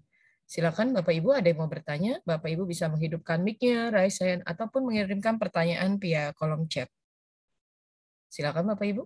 Ibu Purwanti atau Ibu Petriani mungkin mau bertanya. Ibu Purwanti dulu, silakan Ibu Purwanti. Ya, Assalamualaikum. Assalamualaikum Bu Yoyo. Waalaikumsalam. Ya, terima kasih. Ini keterkaitan AKM ya Bu. Pengalaman di sekolah saya gitu. Memang kan di situ AKM itu kan pesertanya itu secara acak ya Bu ya. Secara acak, di mana ya sekolah juga tidak tahu pesertanya itu dari mana. Yang jelas sudah tahu dari sananya nih anaknya. Kemudian di sana tadi AKM itu kan evaluasi dari raport sekolah kita. Nah, apakah itu mewakili dari seluruh sekolah itu? Sedangkan kalau saya perhatikan kan banyak sedikit ketika pelaksanaan AKM itu banyak kendalanya. Ketika ada satu siswa yang memang sebetulnya literasinya bagus, tetapi ketika ada permasalahan di mungkin sinyal gitu dan lainnya, seperti kemarin itu di yang angkatan sekarang itu banyak sekali kendala-kendala ketika sinyal, sehingga anak yang memang kemampuannya bagus karena seringkali error, akhirnya itu Jadi apa ya, psikis anaknya itu, psikologi anak tuh udah kayaknya udah nggak mood gitu Bu. Error lagi gitu, seperti itu. Sehingga anak yang dari awal itu dia itu sepertinya bersemangat ketika membaca, akhirnya ketika error terus akhirnya dia agak kurang gimana gitu responnya dalam mengerjakan soal itu tersebut. Nah, apakah itu bisa mewakili untuk rapot sekolah AKM gitu untuk satu sekolah? Dan memang sih di situ ya memang karena memang secara acak ya kita juga untuk kemampuan siswa itu ya di levelnya kita mungkin untuk di sekolah saya ya kebetulan saya tahu anaknya kebetulan yang memang kurang rata-rata di bawah gitu ya. Ada yang memang pas juga kebetulan bagus, tapi karena sinyal yang akhirnya membuat mereka itu sedikit kurang respect gitu ya, karena beberapa kali error sampai akhirnya itu kan menunggu ya. Alhamdulillah sih kemarin walaupun dengan sinyal-sinyal terus ada beberapa kali kita menunggu bisa selesai juga sih kemarin. Itu gimana tuh Bu maksudnya, apakah bisa mewakili rapat sekolah kita dengan beberapa hambatan, kendala itu gimana Bu? Terima kasih. Ya, terima kasih Bu Purwanti. Jadi pelaksanaan asesmen nasional ya terutama terkait dengan AKM kemarin itu Sulingjar dulu baru kemudian AKM ya. AKM itu 2 hari. Yang pertama literasi dengan survei karakter ya. Betul. Iya. Itu ya. Kemudian hari kedua itu numerasi dengan apa itu kemarin tuh yang hari keduanya ada survei juga ya? Ya survei lingkungannya ya. Iya. Untuk siswa. Nah, jadi memang saya juga melihat ada kendala-kendala ya karena memang AKM ini kan berbasis online ya. Jadi tidak offline ya. Walaupun ada semi online gitu ya. Kalau semi online itu ya ada server lokal yang menampung dulu baru kemudian disinkronkan. Jadi memang kendala-kendala jaringan ya, kendala server itu nampak ada begitu ya, nampak ada walaupun pada akhirnya itu semua bisa diselesaikan dan kemudian ada susulannya. Ada susulannya kalau nggak salah tanggal 20 berapa 28 itu ya ada susulannya. Nah, itu memang kendala-kendala itu ada ya. Apakah nanti akan berpengaruh terhadap hasil atau tidak begitu ya. Ya, itu maksudnya. Membuat anak stres atau iya stres karena error terus gitu Bu. Error terus, sampai berapa kali gitu. Sudah bisa berpikir dengan tenang lagi ya. Sementara kita tahu kemarin itu berapa 36 soal ya? 36 kurang lebih ya. Iya ya. Lupa juga saya persisnya ya. Tapi gitu ya? paling kan soalnya itu soal AKM itu kita tahu semua seperti apa ya. Jadi memang satu butuh daya tahan siswa untuk membaca agak lama gitu ya. Dan kemampuan siswa untuk menangkap informasi-informasi penting dari sekian baris teks gitu ya, sekian tabel dan lain sebagainya. Jadi kemampuan anak untuk menafsirkan, menyimpulkan dan lain sebagainya itu sangat dituntut dan memang itu yang diukur kemampuan itu. Jadi soal-soal itu mengukur kemampuan literasi membaca dan literasi numerasi ya, memang dituntut seperti itu. Jadi butuh ini juga anaknya konsentrasi. Jadi karena ada hambatan-hambatan tadi Pak sedikit banyak mungkin akan berpengaruh begitu ya. Yeah. Nah, kaitannya dengan apakah yang sekian orang ini mewakili dari sekian banyak siswa gitu ya, hanya diambil informasi yang mengikuti asesmen hanya 45 orang, sementara siswanya ada 1.000 kan ya. Itu kan kalau untuk sekolah-sekolah besar kan ada yang sampai ratusan ya, bahkan ada yang 1.000 lebih hanya diwakili oleh sekian seperberapanya gitu. Jadi apakah dianggap bisa mewakili? Kalau dalam teori statistik itu memang ada yang disebut dengan sampel dan populasi ya Bapak Ibu. Bu Purwanti. Jadi teknik yang digunakan dalam asesmen ini adalah sampel ya, menggunakan sampel dan sampelnya secara random ya. Jadi tadi Bu Purwanti sudah menjelaskan bahwa tiba-tiba si A, si B, si C, si D gitu ya yang disuruh untuk ikut asesmen. Itu artinya sampelnya random ya, sampelnya acak. Tujuannya untuk apa? Memang dalam teori kalau emang sampling itu ada bermacam-macam ya. Ada sampling yang acak, ada yang tidak acak begitu ya. Nah, ini yang digunakan tujuan apa? Untuk menjaga validitas hasil dari asesmen ya. Kalau seandainya nanti ditentukan oleh sekolah, silakan siapa saja yang yang ikut, pasti sekolah nanti mencari anak-anak yang diperkirakan memiliki nalar yang bagus begitu ya, yang kemungkinan itu bisa menjawab begitu ya. Nah, itu tidak seperti itu karena memang tujuannya untuk agar bahwa asesmen ini walaupun tidak dilakukan kepada semua siswa, tapi hasilnya bisa digeneralisasikan sebagai hasil yang mencerminkan kompetensi sekolah tersebut. Dan tentu pemilihan secara random itu memang dimungkinkan Bu di dalam proses pengambilan data ya. Dalam proses pengambilan data itu dimungkinkan walaupun barangkali ada tingkat disebutnya Bu Nanik, tingkat error ya, tingkat errornya ya, itu tingkat pasti galatnya tingkat itunya ya pasti ada ya, tapi pengambilan sampel jadi bukan populasi itu memang dimungkinkan dilakukan ya dalam proses pengambilan data begitu ya. Walaupun tadi terbuka ada biasnya, ada jadi tingkat kepercayaannya tidak 100% ya, tidak 100% karena tadi itu, karena pasti ada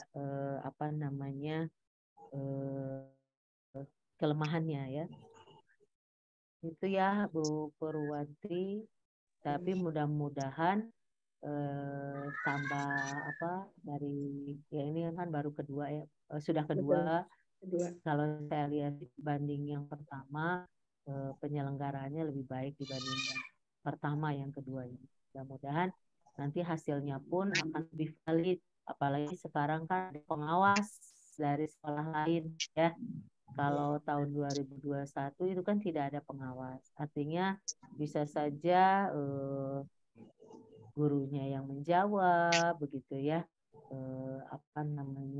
bukan siswa yang menjawab atau diarahkan dan lain sebagainya, sehingga data yang muncul tidak valid gitu. Tapi mudah-mudahan untuk tahun ini karena juga ada pengawas silang dalam kegiatan AKM-nya, mudah-mudahan data yang muncul adalah data yang valid yang memang mengukur kemampuan literasi membaca dan numerasi dari peserta didik kita. Juga termasuk data-data dari hasil survei karakternya, mudah-mudahan itu adalah data yang valid ya. Itu ya Bu Purwanti. Ya, terima kasih Bu Yoyo atas penjelasannya. Terima kasih kepada Bu Purwanti atas pertanyaan luar biasanya. Ini Bu Yoyo ada pertanyaan via WA Grup Literasi Numerasi Angkatan 2. Pertanyaannya dari Bu Fetriani Sahlimar. Pertanyaannya adalah, dalam pelaksanaan AKM untuk literasi dan numerasi, apakah harus menggunakan 5 bentuk soal untuk mengukur kemampuan literasi dan numerasi? Jadi pertanyaannya, apakah untuk mengukur kemampuan literasi dan numerasi ini harus menggunakan 5 bentuk soal? Misalnya soal objektif, menjodohkan, soal salah benar, esai singkat, dan esai berstruktur. Bagaimana, Bu?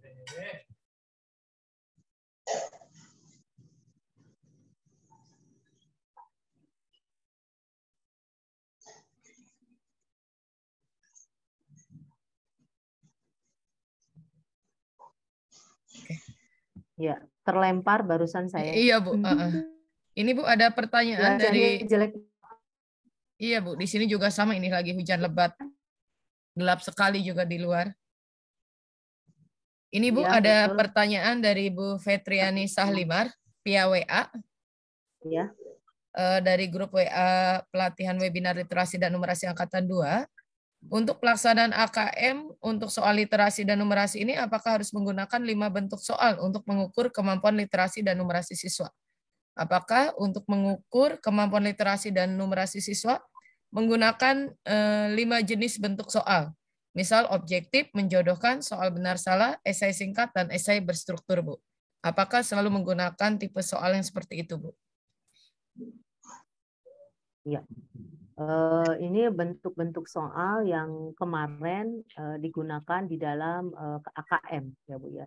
Jadi memang bentuk soalnya bervariasi, pilihan gandanya ada pilihan ganda biasa, ada pilihan ganda kompleks, dan yang unik itu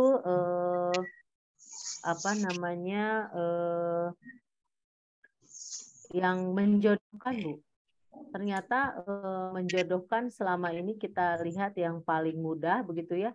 Ternyata kemarin itu justru ketika saya bertanya kepada anak yang baru saja menyelesaikan mengikuti AKM, ditanya apa yang susah itu Bu yang menjodohkan.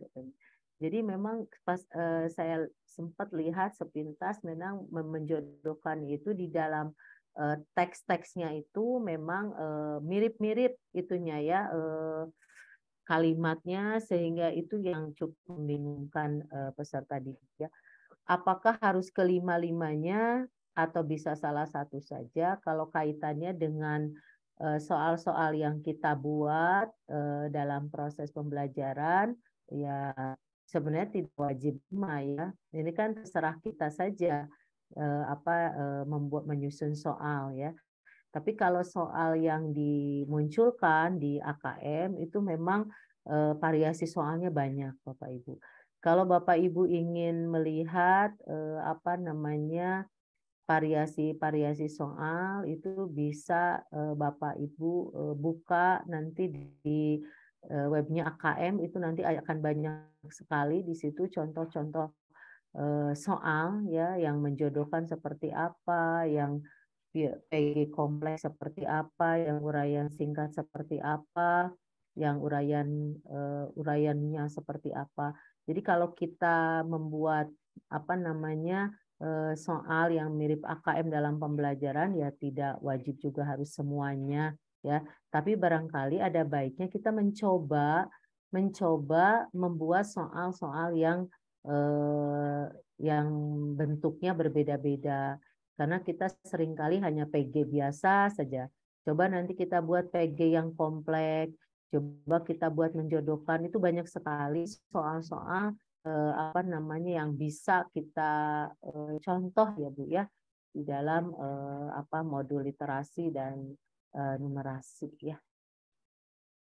Itu ya. Kalau di AKM kan mereka yang mengeluarkan ya. Jadi mau nggak mau ya Bu harus dilaksanakan oleh siswa kalau udah keluar. Ya. Nah, karena mereka yang mengeluarkan, mereka yang buat, ya mau tidak mau ya kita harus terima soal itu. Tapi ya tadi ada baiknya kita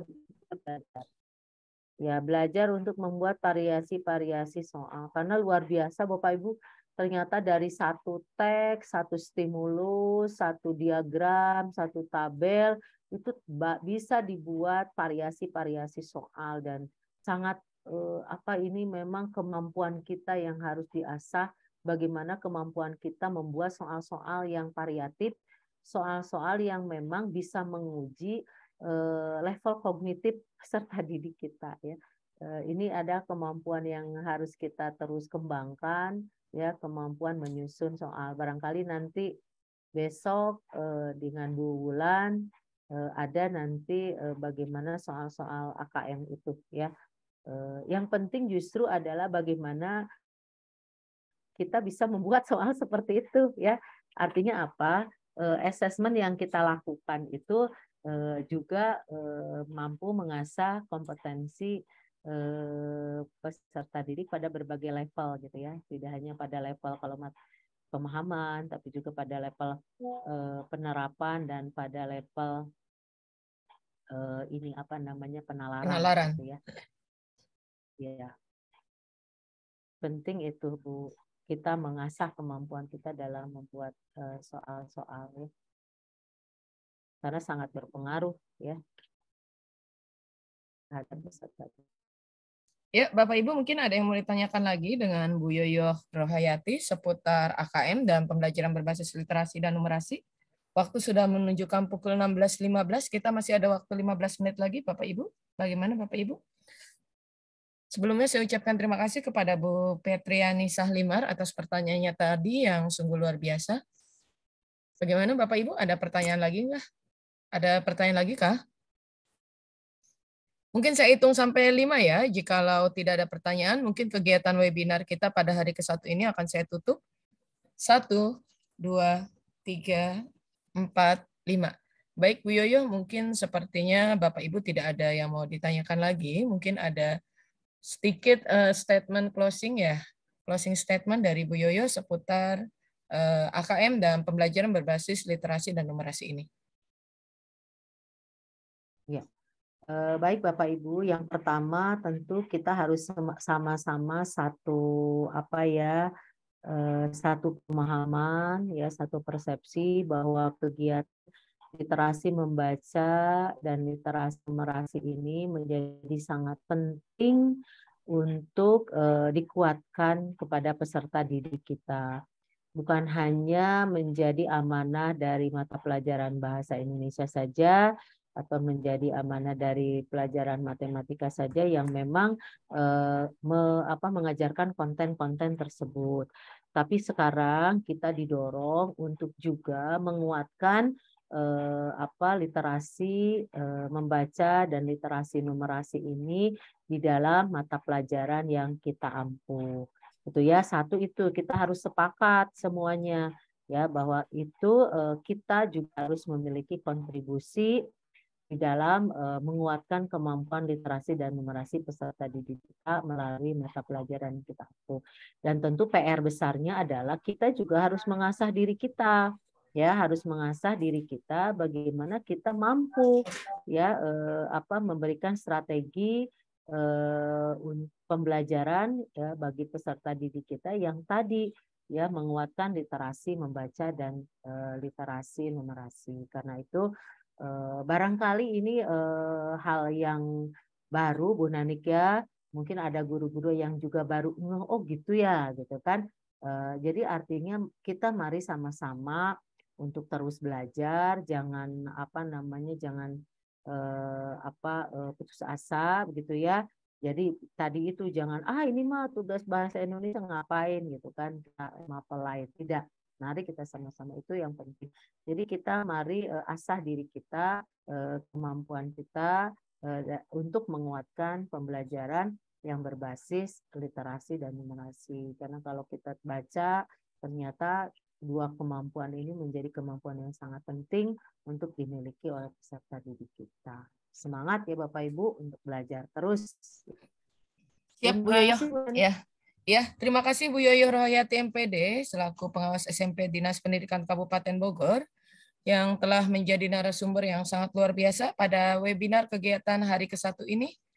Baiklah Bapak Ibu, demikianlah kegiatan webinar kita hari ke-1 ini seputar pembelajaran berbasis literasi dan numerasi. Dan kiranya sekarang di akhir kegiatan ini Bapak Ibu berkenan untuk on cam membuka kameranya. Kita akan mengadakan sesi foto bersama. Silakan Bapak Ibu dibuka kameranya, kita akan mengadakan sesi foto bersama. Saya hitung sampai 3 ya Bapak Ibu ya, kita akan mengadakan sesi foto bersama. 1, 2. Ayo Bapak Ibu, saya akan mengadakan sesi foto bersama. 1, 2, 3. Baiklah Bapak Ibu, demikianlah kegiatan hari ke-1 kita seputar pembelajaran berbasis literasi dan numerasi. Sampai bertemu kembali di kegiatan webinar hari kedua besok seputar pembelajaran berbasis dan literasi dan numerasi. Saya Nanik Desimiat MPD mengucapkan ya salam membuat dan semangat membuat soal literasi dan numerasi. Assalamualaikum warahmatullahi wabarakatuh. Waalaikumsalam warahmatullahi wabarakatuh. Terima kasih, Bu. Izin live ya, Bu. Terima kasih, Bu Yoyo. Ya. Terima kasih Bapak Ibu atas kehadirannya. Terima kasih Bu Yoyo yang telah menjadi narasumber hari ini. Atas Terima kasih, surat saya. Ya, sama-sama, Bu. Keluar ya. Ya, Bu. Berani suara saya hilang. Iya.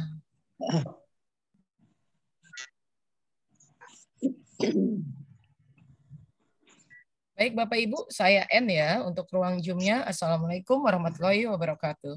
Waalaikumsalam warahmatullahi wabarakatuh. Warahmatullahi wabarakatuh.